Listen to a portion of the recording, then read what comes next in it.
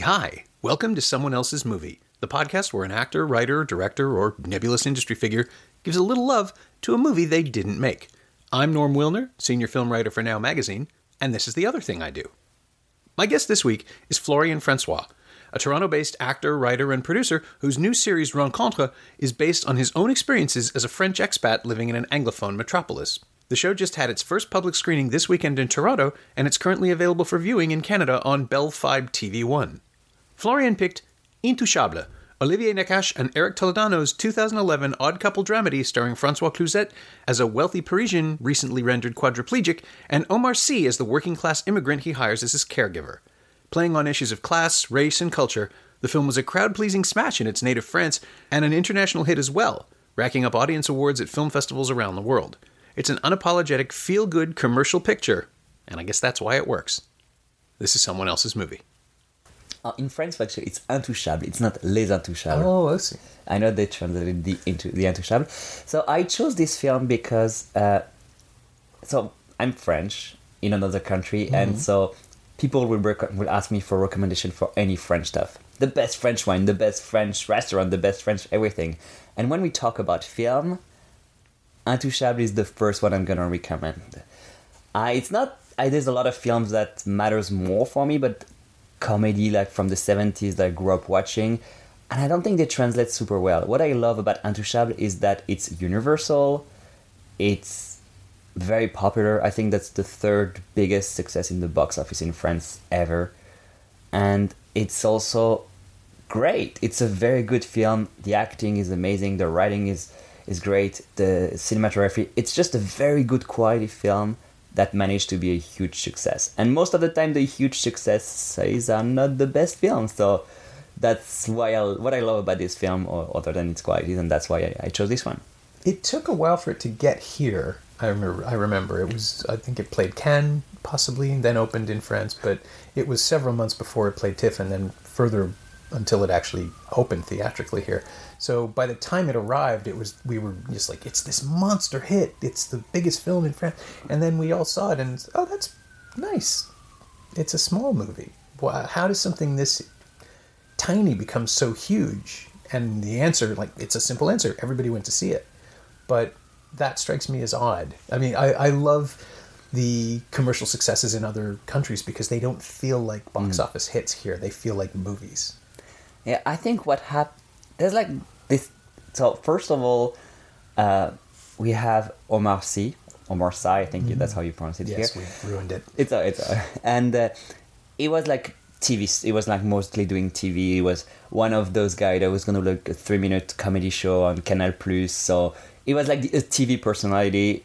His film career, he had some secondary supporting roles, but he was already very popular. Then we have Francois Cluzet, the other actor, who's been kind of the French Dustin Hoffman, I think. So it was like an encounter between like those up-and-coming comedian and this established film actor that everyone respect.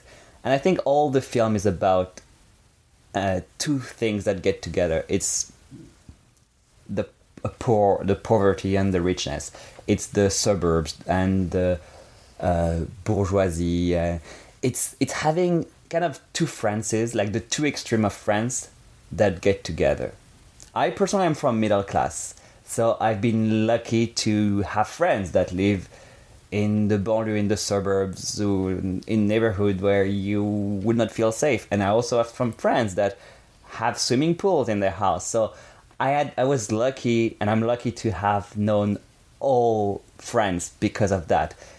And in this film, I found it was a very well transcribed representation of those two realities. Two Frances that never talk to each other, that ignore each other, that see each other through the media prism. And that's interesting to see them meeting. And also it was a true story, and a story made of kindness. It's a sincere film. It's not a movie that has been made to follow some kind of a formula. It was just a true story about friendship, about helping each other.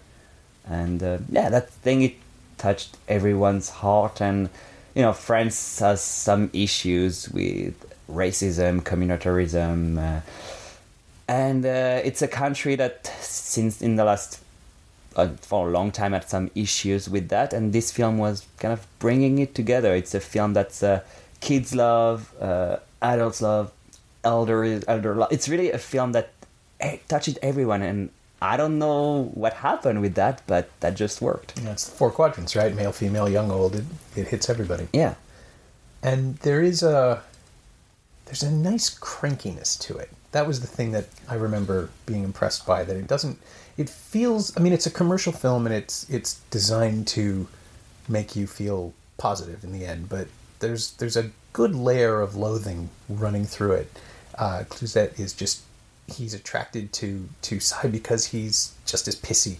They're both equally short-tempered, which is a great generator for low-key conflict and comedy, but also gives us a little more insight into the characters than perhaps an American film might have allowed. And again, neither of us has seen the remake yet, but I can only imagine they've smoothed out some of its edges. This is a film with more spikes than maybe I would have expected. Yeah, this film is not politically correct.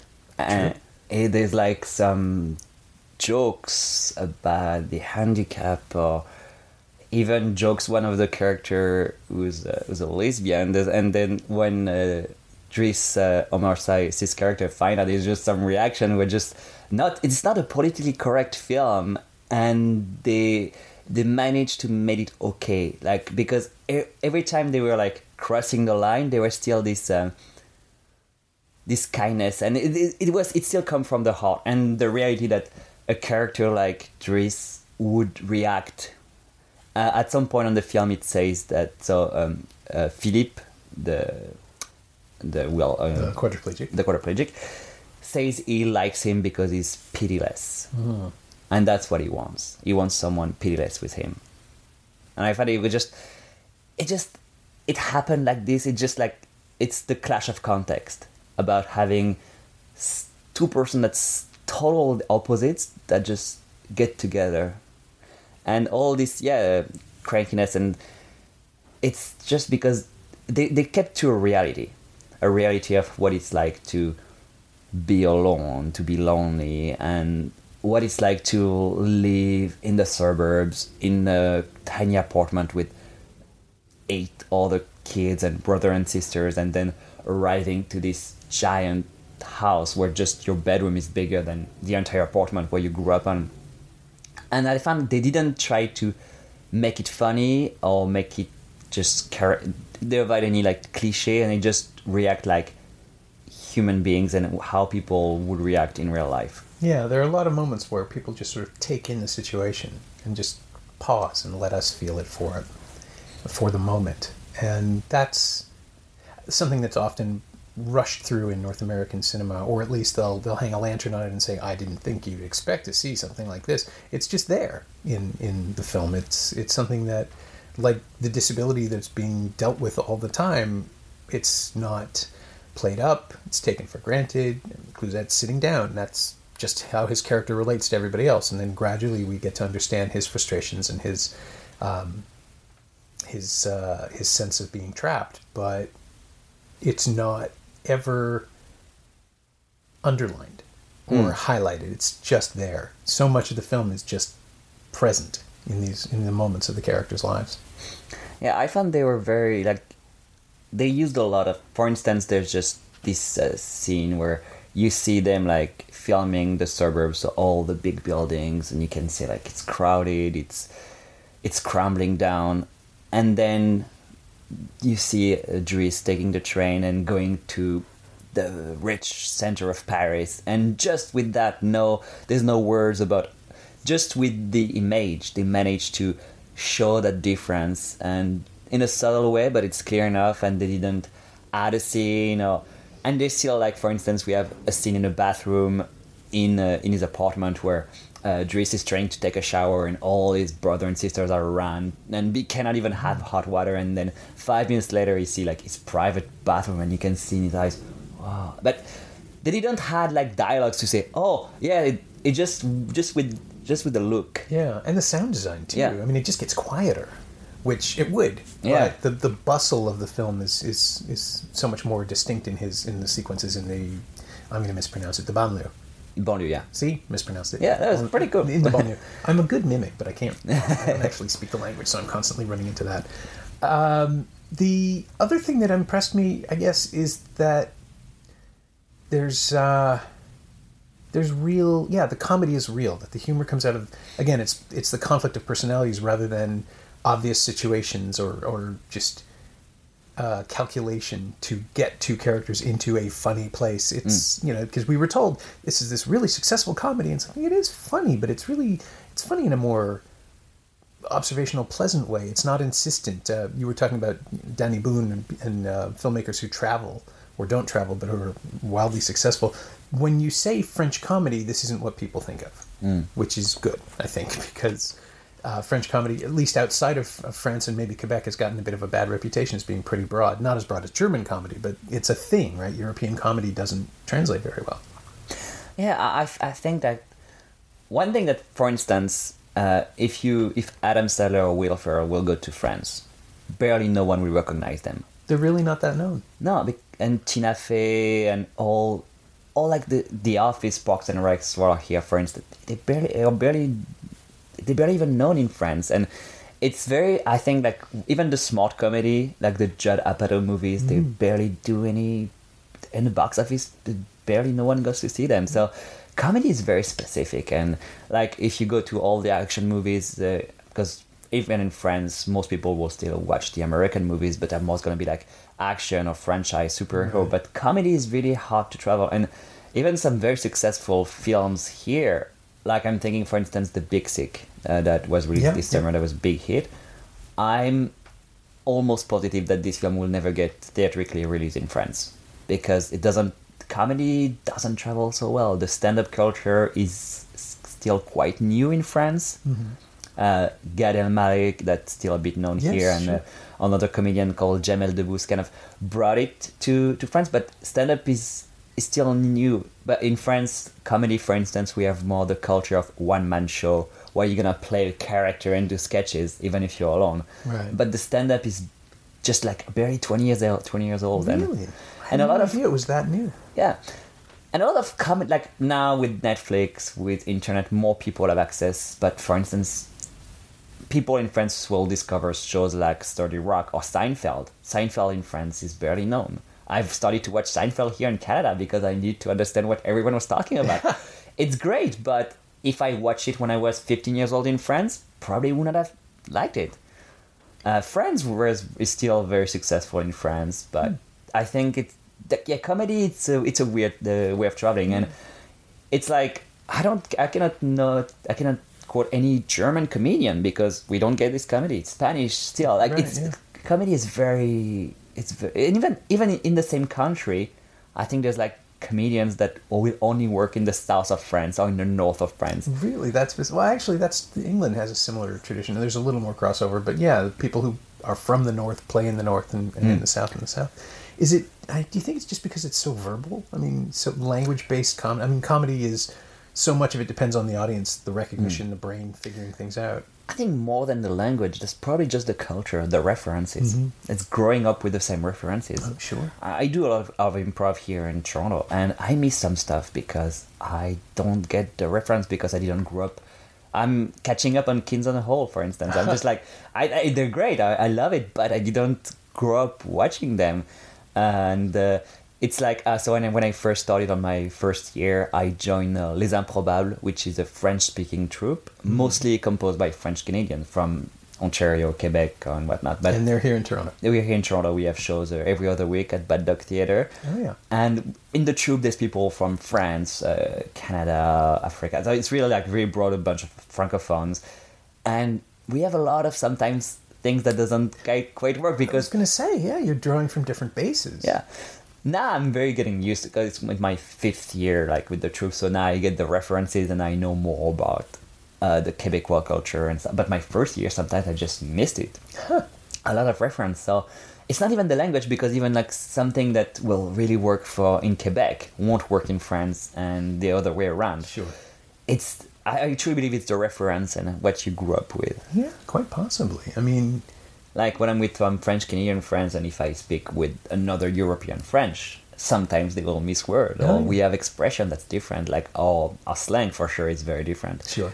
And yeah, like, it's very funny to see like the difference. And now that I've been here for more than 4 years now, I kind of take the best of both worlds. I'm like, I like this Quebecois expression better than mine, so I'll take this one. And so, but yeah, my first year, it was very funny. We had like a bunch, like some many misunderstandings, and that's a good comedy that we can have a lot of comedy with that too. Sure, yeah.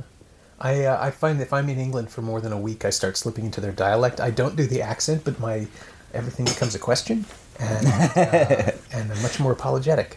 And it's just local exposure. But with other cinema, with French cinema specifically, and German a little bit, my language is just good enough to know when the subtitles aren't right, when they're giving me the basic version rather than the actual nuance. And that gets us back to Intouchables, because so much of it is about nuance. It's about the interplay of the two cultures and the way they mix and eventually find balance between the two of them, while still being funny, still being a relatable comedy. But it's the mesh of acting styles is something that I was unexpected, that I was unprepared for, just because Omar, see. Yeah. I guess you see Psy, and there it is. C is so good at being so closed, and Cluzet is closed in a completely different way, that the first half hour is like watching an immovable object and another immovable object. It's not even the thing about irresistible force. They just give each other space without, as actors, but the characters just don't connect on completely different. I'm not sure I'm articulating this well. You can watch the actors play even when the characters aren't interacting in the slightest. And I thought that was fascinating. I think acting-wise, one thing that really blew me away when I rewatched it was how well, I don't know, it's also like a good job from the editing part, the silence. Mm-hmm. They played a lot with the silence, and how, these two characters before they became friends, and how like it was like two dogs sniffing each other. Yeah. It's really, and I just found like they were like, the way they act and the way they give space to each other and interact with each other and play with the silence, that it was really like impressive, and it felt so natural too. So that was a great part acting wise, about how they were comfortable with the silence, and which is how you'd assume in life, and most of the times on the films, or if you do improv, being comfortable with the silence, for instance, as an improviser, for me, is one of the key. When you made it, when you can be okay with silent, being on stage with another improviser and having us not speaking for 30 seconds and being completely okay with that. Yeah, the one time I did improv, I was absolutely terrified of the silence, because what does it mean? Does it mean they're waiting for me, or does it mean that the audience is waiting on me? How do I fill this? What do I do? Yeah, but in life there's silence too. Yeah. And it's fine. And if you were with a man and a caregiver, there's bound to be stretches of time when nothing is done. When they just simply... Yeah, and it's also like what you say when you with your friends and your partners. It's just sometimes you just walk or nobody's speaking, and that's fine. Yeah, it's true, and it's more of life than we often see in films, because the running time is such that you want to make it all count. You want to fill it with incident. You want to keep everything going. But yeah, this is an observational movie, and there's going to be periods of observation. And with the look, they gave so much too. I know, like for instance, on the last scene when you just see Dries' character looking at his friend, and just with the look, you don't need no words. It's just beautiful, and that's because there's the set, like the writing of the characters and the build up of their relationship is so strong that you don't need words. It just works. Yeah, by the time we get there, we know them. Yeah, and that's something too that doesn't feel so much of a calculation. I mean, there are moments in the movie where I did feel that it's not manipulative exactly, but it's easier than it might otherwise be. There, questions of just the ins and outs, the caring for someone with a spinal injury. It can be messy, it can be ugly. There are tremors. There's all sorts of stuff that's just left out of the film, and a lot of that seems to be just a way to put a gloss on the story so it becomes approachable and accessible. But it didn't. It was sort of tugging at the back of my mind here and there, but it doesn't feel like a huge sellout. The movie still feels like it's being true to itself. It's just finessing a true story for a better commercial presentation, for a more audience-friendly movie. And I think the story is really about this relationship more than, for sure, the first few weeks. There will be we can have many scenes of him not doing a good job, but and there's still some moments where for instance he's trying to feed him and put the forks on his eyes or stuff. So there's still some moments like this, and I think they used a lot of montage too with music to kind of showing how the relationship grow and how he learns about it. So they use a lot of music montage for that too. And maybe that was it. It's just the montages tend to trigger my Gary Marshall instinct, where it's just that gets cheesy. That's a little hacky. Yeah, but they have good music. The soundtrack is not a bad soundtrack. The soundtrack is good, so that makes it acceptable. And then this allows them to do whatever they want for their next film, and they went and made Samba, which is a radical departure, basically. If you're looking at a commercial cinema, they went and they made a film that is pretty much antithetical to what French audiences want to see from them. I assume that was how it was described to me at the time, anyway. Yeah, I think it's a very important film because basically, for those who haven't watched it, Samba, we follow Omar again, but this time he plays a refugee that just arrived to France from, I'm not sure which country, but an African country. And what they did with this film was basically giving a name and a story to all these anonymous refugees that we keep hearing about on the news. And for once, we follow one, and we get attached to him. We see why is he here? What's his hope? What is his dreams? And I think it was very important. So I think this film was made 3 or 4 years ago. So it's even before the refugee crisis. And that film is, I think, even more important now than it was when it got released. And yeah, it's once again just put some humanity. It's the same thing for Intouchables. Is so many. I mean, if you don't have someone, a friend or a family in a wheelchair, it's not that you don't care of it. It's not that you don't care about it. It's just that you won't necessarily think about it. But after watching this film, and there's nearly 20 million person that went on the theater to watch this film, now it's a way to not get into their face, but being more aware and being more conscious about what it's like to be on a wheelchair, what it's like to have this life, what it's like to live on the banlieue, on the suburbs, and struggling for survival. And that's also why I think Intouchables is great, because it kind of tell the stories of anonymous people, but now we have characters, and even more true because it's a true story. It's people you can relate to because you spend 2 hours watching them and liking them.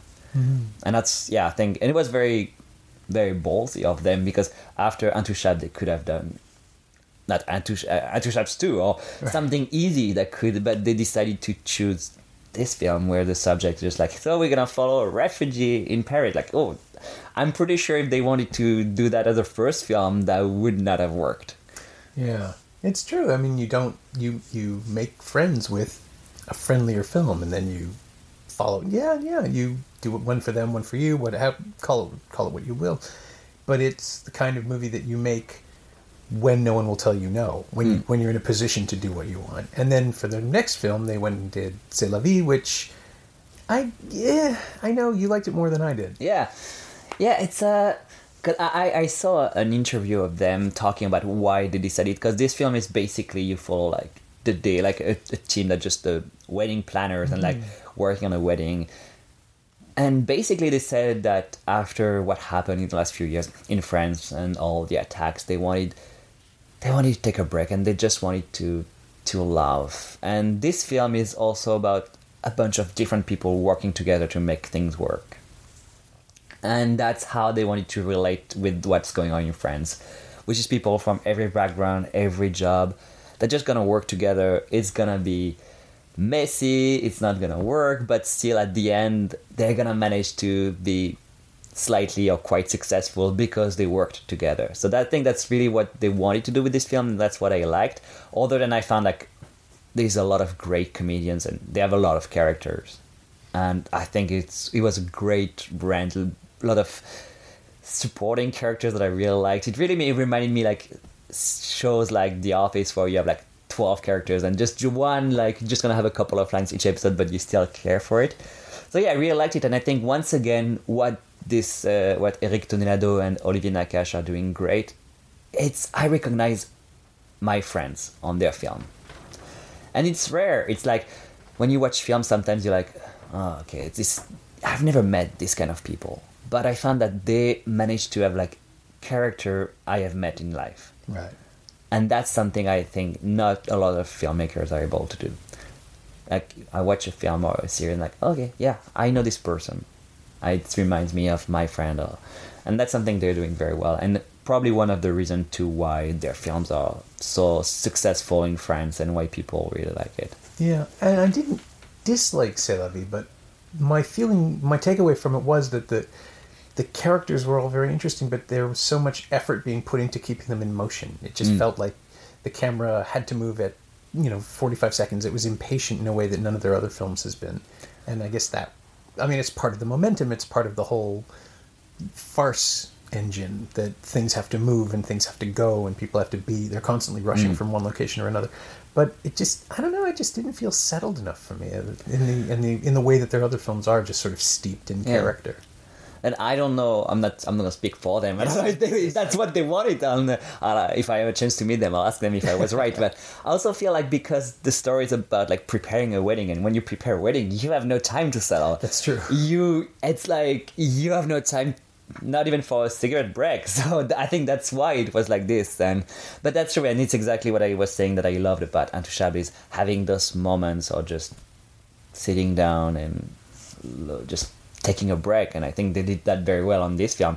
So for C'est la vie, I assume that maybe because of the story that was that when you want a wedding, you have no time to do that. So which is fair. I mean, certainly that's part of it.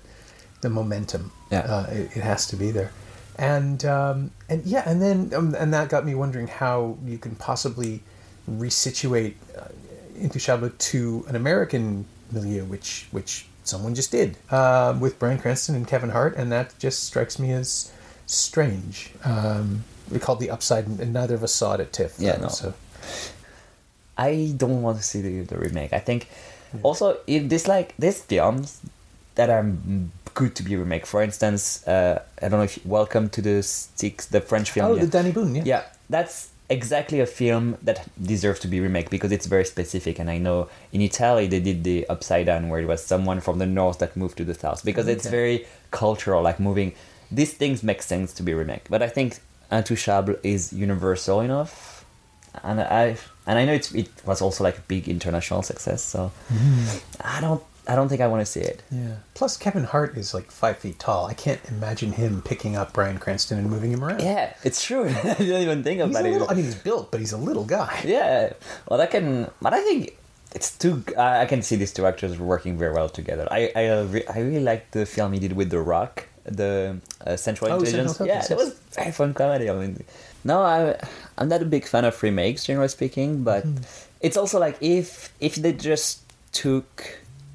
Just for me, it's like a good example of a good remake will be, I'm talking about TV show, will be The Office. They take the setup of the British show and then they have their own characters that grow differently.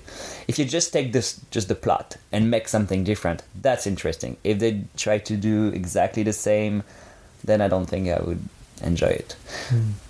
So I don't know, it's hard to talk about a film I haven't seen, but I'm just usually not happy when they try to remake stuff, and like it's just like so many bad remakes, like Old Boy, for instance. So just missed the point entirely. It's like every time there's like a great international film, I'd rather have people watching this film instead of waiting for the remake. I've never understood that either. I mean, sometimes you get Magnificent Seven out of Seven Samurai, but the impulse to audiences aren't going to understand another language. They're not going to want to read a movie. Let's just make it again with the same with famous people they recognize. Yeah.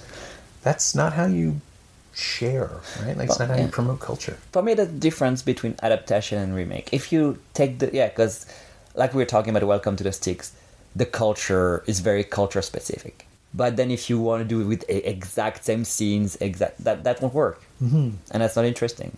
Yeah, I just don't. I have remakes. I know there are good ones, but I just don't know that it's necessary. Yeah, and it's just like I know that The Departed, the Scorsese movie, for instance, which is a remake of Infernal Affair. It was a good film, but I was very upset because I watched it was a film from Hong Kong, and I remember watching it, and I remember seeing the same scenes. Yeah, and I was like, it's the story. You can do so many great things with that. Why did you do exactly the same thing? So yeah, I was very upset after this movie because like I saw it already. Yeah, and like the acting, the directing, of course, it was amazing. It was a great film. I think that's the film he won an Oscar for. He did, yeah, finally. Yeah, finally. But for this film, I was like, nah. Yeah, well, you never win for the thing you really deserve it for. Silence, one nomination, and it didn't win. I missed it. It just stayed in theater for a week. I know, it's great though. It's out on disc now, and I highly recommend it. I think it's his best film in decades. Yeah, and it looked great, but I wanted to see it in the theater, and it was already gone. So. Yeah, it's beautiful too, the biggest screen possible. But that's an endless problem, I think, with the way the machinery works of filmmaking too. You're spending millions of dollars, you might as well spend it on something you think is safe. So let's take this property and do it again. But yeah, my favorite things about The Departed are the scenes that weren't in Infernal Affairs, like the entire relationship with Mark Wahlberg. That character doesn't exist in the Hong Kong version, and he's just so interesting and fun in the Scorsese film, just because it is a surprise, even if you've seen the original. Yeah, that's why, like, I feel like a good remake is a remake that just take the basic idea and then go somewhere else. Mm-hmm. And I think like it's also like when I watch a film, I want to see the director, the screenwriter point of view. I don't want to see someone just repeating what someone else said. And for instance, like a good example of how remakes upset me is like France often does remake of Québécois film. Do they really? And I don't know if you saw Starbuck. There's a French version? I've seen the American remake. Yeah, there was an American remake, but also like a French remake. No. I find it insulting for Québécois, first of all, but also I only watched the trailer, and that was almost dialogue for dialogue the same thing. It was with José Garcia, who had played the lead role. I thought it was just... Why are you doing that? Like I remember seeing Starbuck in France, and it has subtitles because of some dialect differences, but still. And the good thing is, like at the box office, Starbuck did better than the remake. That is nice. That was very happy. It really upset me to see they did a remake of that. It's just, and it was like a few years apart. Not even like. No idea. Because also if sometimes you will do a remake of an old film, and you bring a new like. So for a younger audience, they won't necessarily watch it, but sometimes the remake of the film just been made and then you redo it. So France is also like it's like Hollywood sometimes does some remake that really is. I had no idea that even existed. That's amazing. And I would assume that the Québécois would be so happy that a film is being remade just because that's the Canadian thing. If someone pays attention to us outside the country, we're just over the moon. We love that. That's so odd. I kind of want to watch it. It's really perverse. I didn't mind Company Man either. I thought that was fine. But yeah, the original Starbuck is still the film I would want to see, the film I would go to see. I'm sure it's on the wall here somewhere. Yeah, and they did also the remake of La Grande... the one with the doctor. Yes, La Grande Seduction. La Grande Seduction. Yeah, they did one too in France. Did they really? Because there's an American, a Canadian, English. Yeah, I saw it was on the West Coast. That it was some because I know East Coast. Yeah. But that one at least I found that same. It was because we also have the same problem in France, and I haven't seen it either. But it was maybe more specific to a special like region in France. I had like some, and there's still like this kind of specific region story you can add to it, but the Starbuck remake didn't make any sense. My God, I have no idea. And I'm glad it bombed to the box office. That was good. Good. Well, that's justified. Yeah. So as far as your own work goes, is there anything of Intouchables that you've used or borrowed or incorporated into your own creative DNA? I found that it's something about one thing I'm really trying to do when I write or act or produce films is to be truthful to the stories. So, for instance, in my series Rencontres, the story is like my character is a French tourist and he meets a bunch of people, mostly francophone in Toronto. And we used, me and the co-writer Brendan Martin, a lot of stories, personal or that we've heard. Okay. And I wanted to be as truthful as possible. And for instance, there is a story about my character meeting like someone who's like on the ravines and he's like just fell out of his bike. And we realized like he's actually like explained why he moved from Guinea to Canada. And I used actually a story of one of my Senegalese friend that moved to Canada too. And he told me it all started because his uncle brought him when he was 8 years old a t-shirt with the Canadian flag, and that's what made him want to move to Canada when he told me that story. So on the first take the actor said when I was a child and not when I was 8. Yeah. And I wanted to be so truthful to this story, like it's when I was 8. And I'm not very attached to like word by word of the dialogues, but this particular thing I didn't want to change. And a lot of the stories we tell, there was like some details that were very important to us and that we really wanted to stay in the story. So it's just being truthful to the stories. For instance, we also have on the last episode where I'm on my way to the airport, I meet this lady who lives in France and come to visit her son and grandchildren that live in Canada. And she's sad because she lives in France, her family are here, and it's hard for her. And that's when I took the plane to go back to France. I've met twice a lady that was a grandma visiting her grandchildren, and I used some of the stories she told me in the thing, in the script. So it could be like, for instance, they were telling, like she said, the last one I met told me that her grandson didn't want to play with her because she was a stranger, and that broke her heart. And so I used the story she told me on the plane in the script. It's really trying to get true characters, stories that we can relate to, and as a storyteller being able to share those stories to an audience. Yeah. And how many episodes are there? There's 10 episodes. And they're all available now on... So they're all on Bell Fibe TV1. Okay. And now we also organize some public screenings because it's not a lot of people at Bell TV1. So, and we have the first public screening in 2 days as we record that, and this is probably one of the most stressful experience I've had. Because when I'm just an actor, that's okay, but when you write, produce, and are the lead actor, that's a lot of me and also of Brennan that we wrote and produced together. So that's going to be a very stressful and interesting experience. I'm sure it'll be fine. And it'll be over by the time this airs, so you'll be able to listen to this comfortably, and people can find the show on Bell.